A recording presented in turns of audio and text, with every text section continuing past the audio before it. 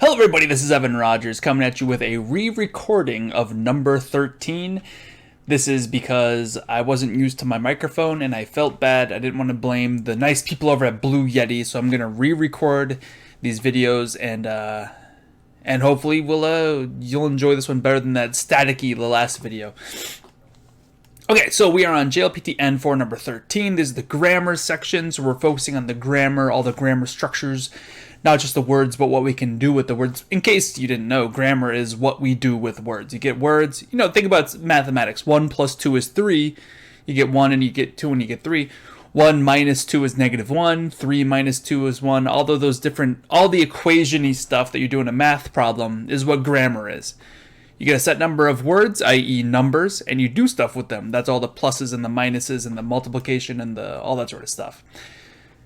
That being said, all of this stuff that I do is funded by you. If I don't make enough money, I just don't do it. So hopefully you guys can find it in your infinite benefactory generosity to like the video, share it, or go to the links down below for ways to donate. Patreon and subscribers get benefits. Let's get started. We have Kimura and Yamada, the tree forest and the mountain rice field, are having an interesting discussion. And Kimura says, Yamada-san, ashita no gogo, sakkar no renshu ni ikimasu ka? I'm over-exaggerating their accent, but he says, hey Yamada, he's getting his attention. Hey Yamada, tomorrow in the afternoon, tomorrow is PM, soccer no renshu, the soccer practice, ni ikimasu ka? Will you go to there? Verb of movement with a ni particle very frequently means go to that location. And that's a question, ka. Alright, then Yamada replies with, ikimasu. This is so like Japanese textbook. Ikimasu. Yes, I will go. Demo. However, gozenchu ni, so throughout the morning. Gozen, morning. Chu is throughout, or chu means middle. So this doesn't mean in the middle of the morning. It kind of means like through the morning, throughout the morning. Gozenchu, filling in the morning, so to speak. There we go. There's using the word in to create the idea of what I want. So filling in the morning ni, yoji ga aru no de, blah, blah, blah, blah. Okay, so yoji is business or stuff to attend to, matters I must attend to, affairs. I have affairs I must attend to. Ga'aru, there are issues I have to deal with. No de. Okay, so we have the nominalizing. There's that word again. Nominalizing no particle with a de after it, and it just means being that or because of. Because I have stuff I got to do. Being that I got stuff I have to do.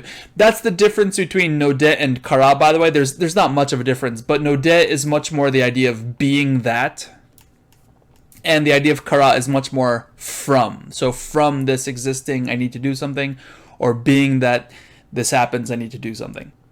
Alright, all of the answers have to do with okureru, which means to become late. We have okurenai de kudasai, we have okurenai hou ga ii desu, okureru kamoshiremasen, and okurete wa ikemasen. You'll notice these are called furigana, all the leftover non-kanji having characters. These are all furigana is basically the stuff that doesn't fit in the kanji, and we have a lot of furigana here. So it's a little bit rough to read.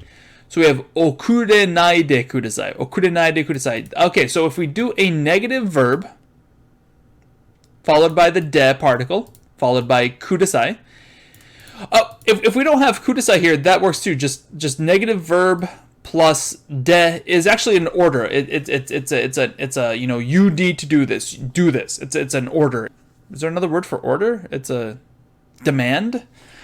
So anyway, this means don't be late, but he adds kudasai. So don't be late. Kudasai means please. So please don't be late. Number one does not make sense. Hey Yamada, are you going to the soccer practice tomorrow in the PM? Yeah, but the morning I'm going to have a bunch of stuff to do, so don't be late, man.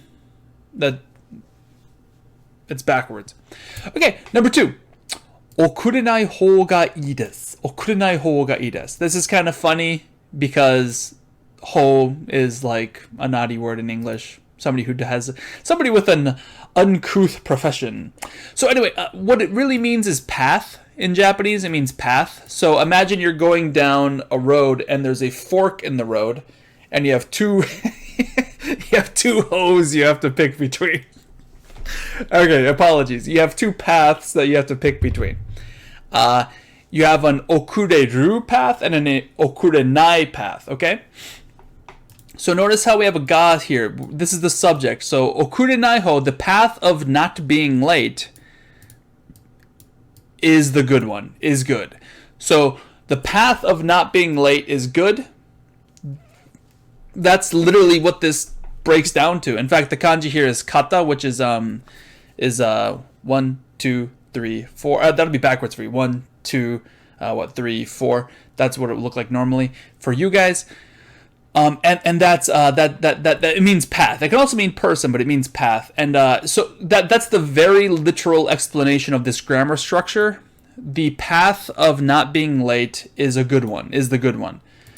What if you just remember verb ho ga ii desu? It just means you should do something. Usually with non-negative verbs, we use past tense. Nanika shita hou ga ii, tabata hou ga ii. You should do something. It would be good if you did that. Notice if you did that. So with positive verbs, we generally use past tense. With negatives, it's just negative. Okay. Okay. So okurenai hou ga ii desu. It would be good if you were not late. So this is number 1 is please don't be late. Number 2 is it would be good if you're not late. So it's a suggestion, so to speak. Again, this doesn't make any sense because he's talking about himself and how he will be late possibly. If you read this conversation, the only person that's going to be late that makes any sense is Yamada. And Yamada telling somebody else to not be late just doesn't make sense. All right, so let's check out number 3. Here we have okureru, so it's in the plain form. The first 2 are negatives, but here we have the plain form, just positive. And it says kamoshiremasen. And this is how we say maybe or might. Sometimes it's translated as probably or possibly, but that's a little bit too high in the probability scale. I like the idea of might or may. So someone might be late. Someone might attend late. So okureru, to be late. Kamoshiremasen, maybe. So Yamada-san's most likely here. Notice how without having the subject changes because of the grammar. Okurenai de kudasai. You please don't be late. Okurenai hou ga ii desu. It would be better if somebody weren't late. And that somebody... it would be better if I weren't late. It would be better if you weren't late. You're giving a suggestion, and so the subject of number 2 is you.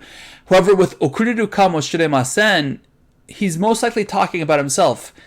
You might be late could work, but so could I might be late, and it fits the subject. It fits the conversation. Context matters immensely in Japanese. I might be late is the proper translation. So if you see this and you think okureru kamoshiremasen, you have to try the different subjects in your head. When you're not used to this, try the different subjects in your head. Okurenai de kudasai. I please don't be late doesn't make any sense. Okurenai hou ga ii desu. It would be better if I were not late. Yeah, but why are you communicating that? I have business in the morning. It would be better if I weren't late. The soccer game's in the afternoon. Something just seems off. And even if it were you, it doesn't make any sense. Okureru kamoshiremasen. He might be late. That doesn't really... If we say he might be late or you might be late, you doesn't fit the conversation, but I might be late fits it perfectly. Welcome to Japanese, where subjects don't exist. Number 4, we already have the correct answer. It's number 3. Number 4 is okurete wa ikemasen. Okay, so we have the te form of a verb, followed by wa. And then we have ikemasen. So this pattern... te wa ikemasen, or we could change the ikemasen to narimasen. Notice it's not ikimasen, it's not go, it's ikemasen. It is unbecoming. Actually, that doesn't make any sense. Sorry, I was thinking about the narimasen. We could change ikemasen to narimasen, which is which would make it unbecoming. It is unbecoming that you okureru. Okay, so te form wa ikemasen means you mustn't. It's a forbidden. It's a rule. Don't do this. So okurete wa ikemasen. You mustn't be late. Okurete wa narimasen. It's unbecoming that you become late or that you are late. It's unbecoming. It's a must. You must not be late. Notice te wa will sometimes slur to cha, like a cha, ocha. Okurecha ikemasen. Or same thing with narimasen, okurecha ikemasen, okurecha narimasen. If the te form ends in a de, for example, nonde or yonde or something like that, it would be, or I guess shinde, but that's kind of weird. You must not be dead. Anyway, dewa will translate to ja with a G, shi, ji, ja. And that's the same ja as ja arimasen janaides. Okay, so if you remember saying blah blah blah blah blah ja arimasen or blah blah blah blah blah janaides, that's the same ja, the dewa. Okay, so okurete wa okurecha ikemasen narimasen okure or nonja ikemasen. So this is you mustn't be late. Doesn't fit the conversation. Or I mustn't be late. Why would you be prohibiting yourself? For doesn't make enough sense. I mustn't be late. People don't say that in conversation. Oh yeah, I got a whole bunch of stuff to do that morning. Hey, Yamada, you gonna be there at the practice tomorrow in the afternoon? Yeah, man, I'm gonna be there, but I got a bunch of stuff to do in the morning, so I mustn't be late. Kind of odd. So doesn't make sense. Doesn't make sense. The best answer, I might be late, is number 3. There you go. Have yourselves a happy dappy day. Peace out. And let's sing Vampirina. We can sing Booty Vampirina. You want to sing Booty Vampirina? What's that song? We're living the scream. Whoa, Vampirina, I can make zoo. Vampirina. Maybe blue with pointy teeth. Me blue is